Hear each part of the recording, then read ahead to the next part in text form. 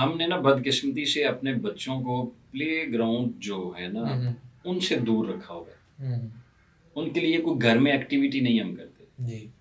والدین کو بھی مصروفیت اپنی ہوتی ہے، ٹھیک ہے، اس لیے پھر وہ ان کے ساتھ اٹیچ نہیں ہوتے شروع سے.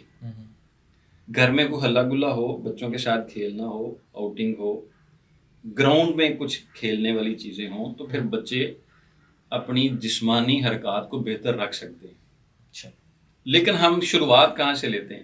میں وہ کام کر کے آتی ہوں، آپ یہ لے لو، جی آپ اس سے کہہ لو، ایسے ہی. ٹھیک ہے. والد صاحب کو اگر 2-3 سوال کوئی بچہ پکڑ لے تو وہ کہتا ہے نہیں نہیں یار یہ کر لیتے. تو پھر جب وہ بہت زیادہ فوکس اس کا دماغ پر بڑھ جاتا ہے تو اس کو پتہ ہے میں نے جسم سے کچھ کرنا ہی نہیں ہے، میں نے ہاتھوں سے کچھ کرنا ہی نہیں ہے، میں نے کہیں چلنا ہی نہیں ہے، میں نے کوئی سیڑھیاں چڑھنی ہی نہیں ہے، تو میں کیوں کروں اس طرح سے؟ تو پھر اس کی وہ ڈیمانڈ ہی اس طرح سے نہیں ہوتی. شروع میں ہی بحیثیت شہری آبادی سے جو گاؤں میں لوگ ابھی بھی جین زی جس کو کہتے ہیں وہ بھی جین زی میں ہی شامل ہیں. وہ آج بھی بڑے بڑے اچھے مسلز والے ہیں، آج بھی بڑے بڑے فٹ ہیں، آج بھی ساری، کیونکہ انہوں نے جیسے ہی 11-12 سال 13 سال کا ہونا ہے تو انہوں نے فیلڈ میں نکلنا ہے، انہوں نے اپنے پورا کام کرنا ہے. ان کو اس چیز کا پتہ ہی نہیں ہے. اور جب انہوں نے سارا دن محنت کر کے تھکنا ہے تو شام کو بستر پہ آنا ہے تو بستر انتظار کر رہا ہوتا ہے. آرام سے سونا ہے، صبح آرام سے اٹھنا ہے، اس کے بعد وہ ساری چیزیں واپس آ سکتی ہیں. شہر میں ہم کیا کرتے ہیں؟ پہلے ہم نے سائیکل، کسی کے پاس سائیکل ہوتی تھی تو بڑا، اس کے بعد سائیکل ہے، ٹھیک ہے نا. لیکن ہم نے سائیکل کو پیچھے چھوڑا، بائک آ گئی، بائک سے کار آ گئی، کار سے بڑی کار آ گئی، بڑی کار سے بہت بڑی کار آ گئی، بہت بڑی کار سے اور بہت کچھ آ گئی. لیکن ادھر سے وہ سواری بڑھتی گئی، ادھر سے یہ بڑھتا گیا.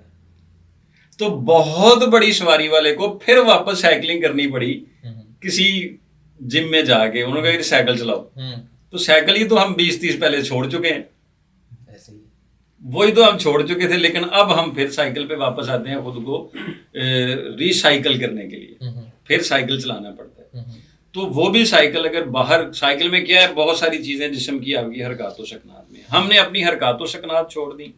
صرف دماغ کا استعمال جو ہے نا وہ ہم نے نیگیٹو پازیٹیو کی تمیز ختم کیے ہوئے اس کو چلائے جا رہے ہیں، جس کا پھر پریشر دماغ پر پڑتا ہے، صحت پر پڑتا ہے، دل پر پڑتا ہے، پٹھوں پر پڑتا ہے، جسم سست ہو جاتا ہے.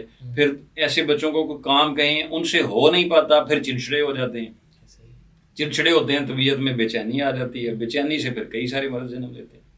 سپوز اب اگر ایک بندے کو ہو گیا ڈپریشن، چلے، کیا آپ ریکمینڈ کرتے ہیں کہ وہ کیا ایسا نسخہ جو ہے وہ یوز کرے تو اس کو ریلیف ملے گا؟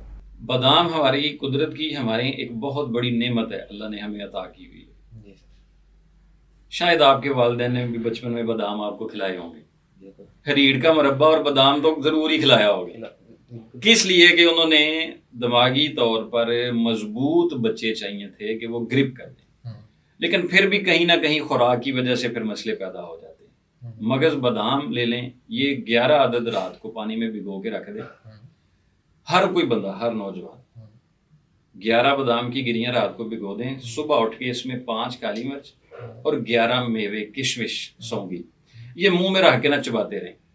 چبا کے اوپر سے 1 کپ دودھ لیں، اس میں 2 چٹکی ہلدی ڈالیں اور 3 کالی مرچ ڈال کے اس کو پکائیں. اچھی طرح سے پک جائے وہ دودھ، یہ صبح صبح دودھ پینا شروع کر دیں. رات کو بھی سوتے وقت، سونے سے پہلے اس کا ایک خوراک یہ بھی لے لیں. کچھ وقت کے بعد ان کا ذہنی دباؤ، بوجھ، کھچاؤ آہستہ آہستہ بہتر ہو جائے گا انشاءاللہ.